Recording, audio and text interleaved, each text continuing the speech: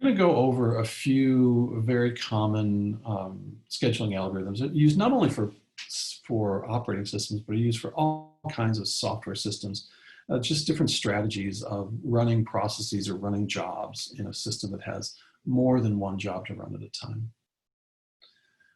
One's called first come, first serve, which means that as soon as a process arrives, it is run and it's run to completion, or it's run in an order such that it runs ahead of processes that come after it.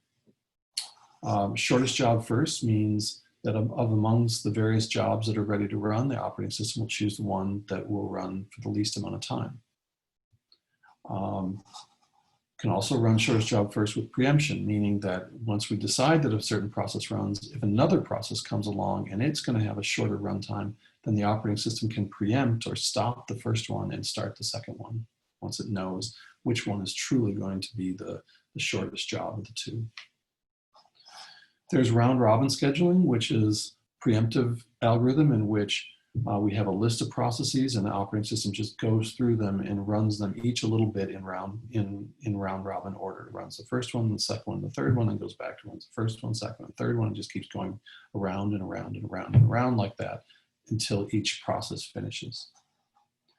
There's priority scheduling algorithms, meaning that the operating system takes into account the priorities of the processes when scheduling them.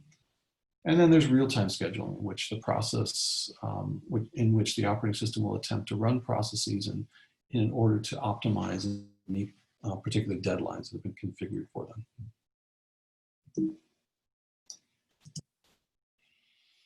There's a couple of key concepts here that we really need to understand, and we'll have some quizzing on this and some activities related on these, but it's important to understand these terms and concepts.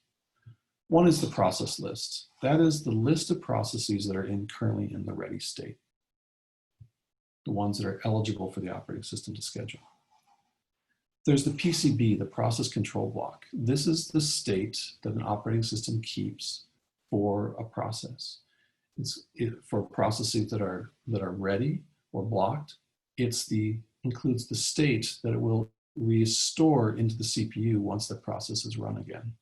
For processes that are running, it just keeps track of the various operating system state and other things and the fact that the process is running. So then we can say that the process list is a list of process control blocks, a list of data structures that the operating system maintains about the processes in the system. As we said earlier, each process has an address space. That is a set of memory locations that can be accessed by the process. Process has a list of registers, it's the register values. This is important for processes that are not running, processes that are ready or blocked. Registers then are very important in restoring that process to be the running process. So we have to keep track of that typically in the process control block. There's the process API. That is the list of system calls provided by the operating system for starting, stopping, communicating with, waiting for, doing other things with processes. And finally, the process states. That's the process state diagram that we've shown a couple of times now. It has 3 states to it and 4 different transitions. The 3 states are ready, running, and blocked. Ready meaning the one process that's using the CPU. Running is the one process using the CPU. Ready is the list of processes that are ready to use the CPU. And blocked is the list of processes that blocked includes a list of processes that are waiting for IO operations to complete. So a process can be in one of those 3 states and can transition between those states in 4 different ways. Okay. So as I said, we'll go over some of those terms in some of the assignments and in the quizzes and so on, give you some more practice with those terms so that you can really master them and learn them very, very well. First CPU, or the first process scheduling algorithm I'd like to talk about is first come, first serve. This means, this is the simplest of the process scheduling algorithms. It just means that as a process comes into the system, as it becomes ready, it will be run in the order in which it was created, and it will run to completion. So if I have a diagram like this showing me which processes I have in my system, when they arrive, at what moment they arrive, and how long they are going to take to process, then first come, first serve is an algorithm that tells me how I can schedule these processes. Let's take a look how it works. And then over here, I'm going to show two of the key metrics, or two of the key things that we can measure about this algorithm for each process. The delay, that is, how long does the process have to wait before it starts? And the turnaround time, how long does each process take from the moment that it starts until it finishes? And this is how it works. Process 1 arrives at time 0, and it runs for 3 time units. So it goes from time 0 to time 1, times 2 to times 3, and then it finishes. Process 2 arrived at time 2. It arrives at time 2, right here. And it runs for 6 processing units, all the way out to time 8. But that's ideally, that's if the process were to run on the CPU all by itself. As you can see here, we're showing overlapping of different processes, which in fact can't occur on the actual CPU. Process 3 arrives at time 4 and wants to run for 4 units. Process 4 arrives at time 6 and runs for 5 units. And process 5 arrives at time 8 and runs for 2 units. Okay, so these show the arrival times of the job. So it doesn't actually show the schedule for them on the CPU.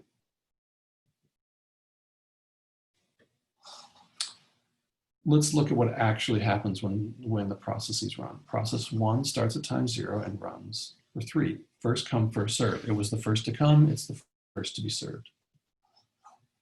And so it runs from 0 to time 3.